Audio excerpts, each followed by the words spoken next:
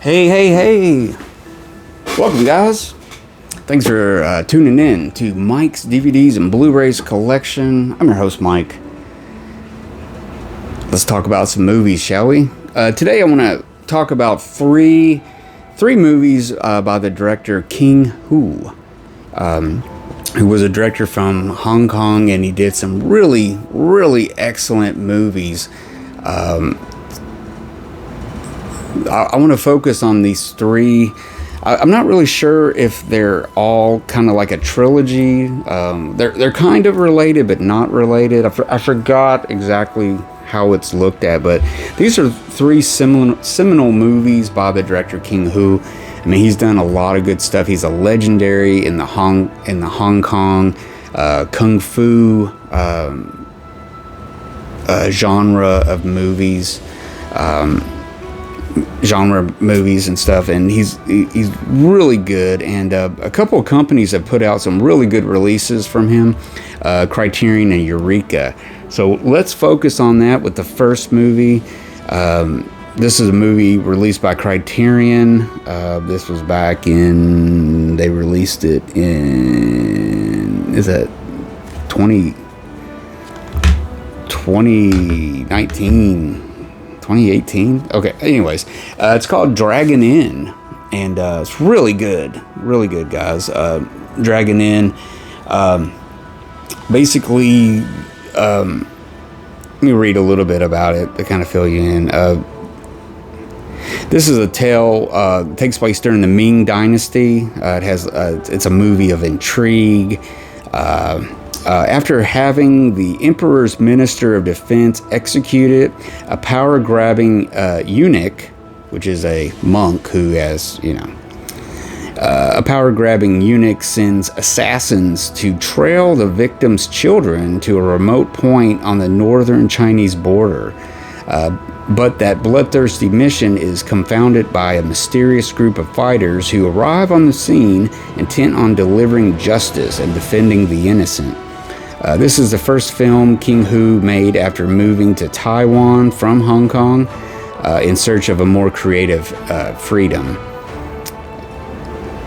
And Dragon Inn combines rhythmic editing, meticulous.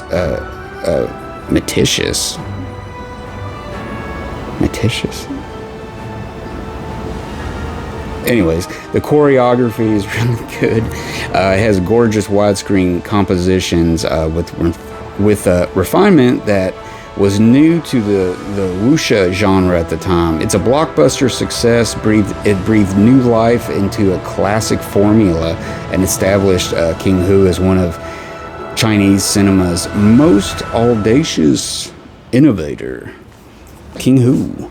And Dragon Inn is really good. There was a movie made, I think it was in 1999 or the early 2000s. It was, I think it was called Return to the Dragon Inn, where it takes place in a movie theater where they're watching this movie and everything. Check that out. But I believe it's called Return to the Dragon's Inn or something like that. And it's not a kung fu movie. It's just more of a modern day thing or whatever.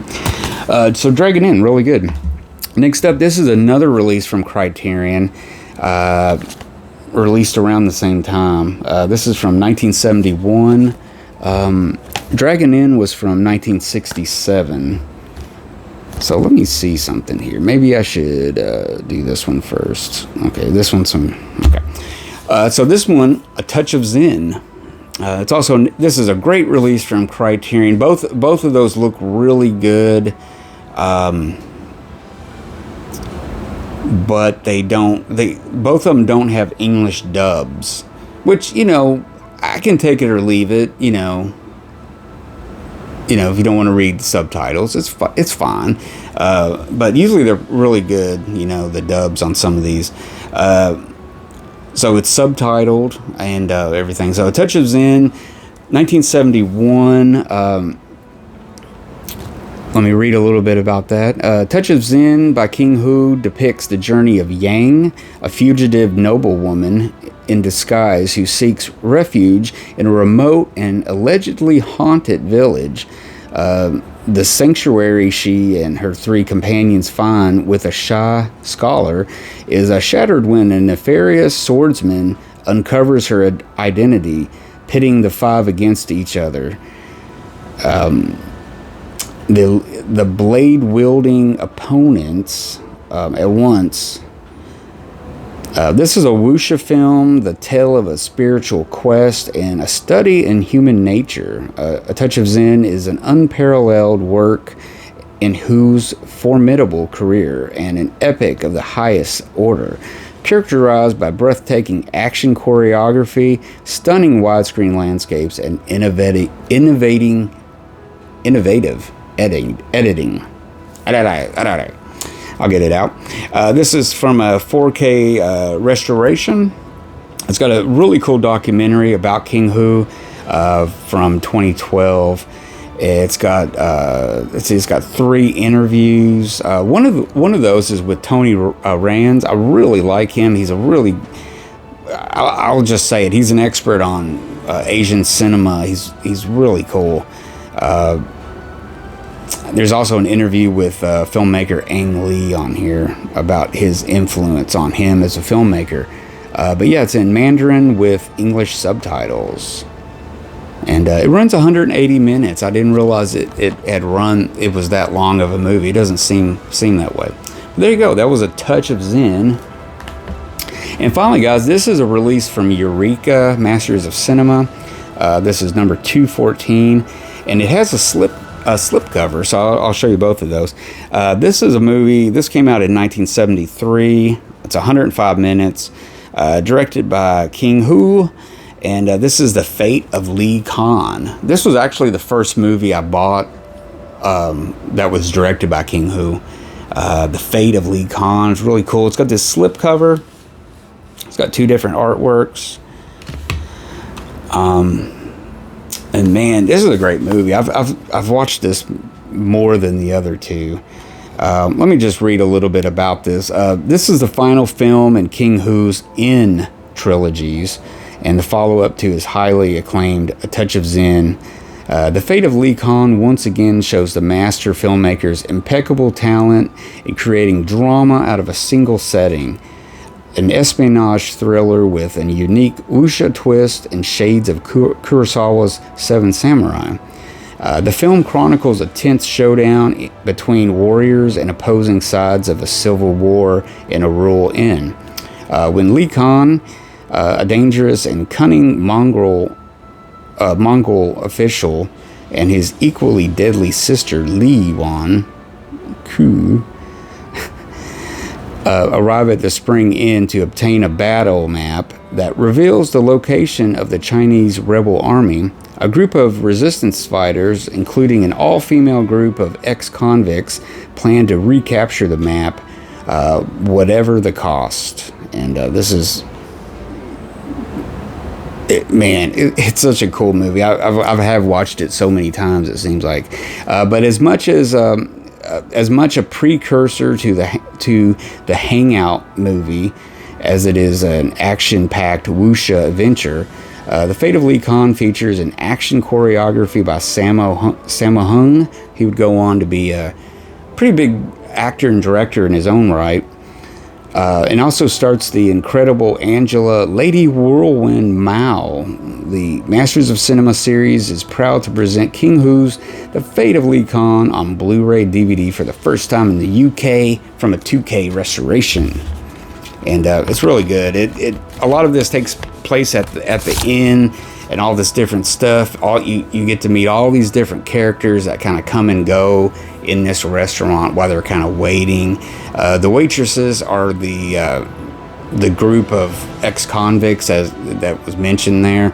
And they're all playing waitresses and stuff, and it's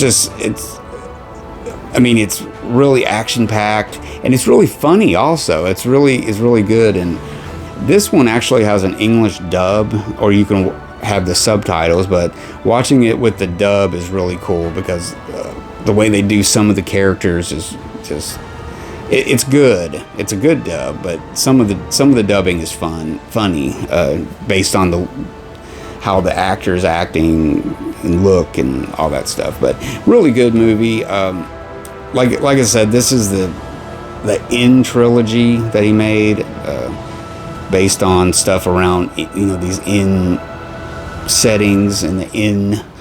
But yeah, The Fate of Lee Khan, really, really good. I recommend this, guys. Truly good, very entertaining, has everything you could want in a martial arts kung fu picture. So there you go. Guys. I hope you enjoyed that. This was had a lot of fun watching these again. I originally got The Fate of Lee Khan a few years ago, and I've watched it. I usually watch it at least once a year. I think I watched it twice this year, or the past year, 2022. And then I had to pick up some other stuff. So I wanted to, check out Dragon Inn and A Touch of Zen also. So I got those during one of the Barnes & Noble Criterion sales, 50% off sales. So I got those and everything. So really cool. And I highly recommend it. Really, I guess if you're not a kung fu fan, you could enjoy it. But yeah, it's just good, guys. Just, check that out. And so that's about it. So if you got any comments on King Hu or this trilogy of movies, or just how bad I am at pronouncing names and stuff, then comment. Let me know in the comments. If you enjoyed this, give me a thumbs up. Definitely check these movies out. Do some research. Find the edition that works for you. If you want to stream it, DVD, Blu-ray, check it out. Just check out what's available. But definitely see these movies. Definitely The Fate of Lee Khan. Really, really, really like that movie. Probably a little bit more than the other two, but the other two are excellent movies and stuff. So, not to put those down or anything, but I guess personal favorite is Lee Khan. So anyways, guys, thanks for watching. Thanks for getting this far in the episode. I really do appreciate it. And don't forget to subscribe to my channel. So anyway, guys, I'm going to go watch some movies. So you guys take it easy, take care, be safe out there, and watch good movies always. Later, guys.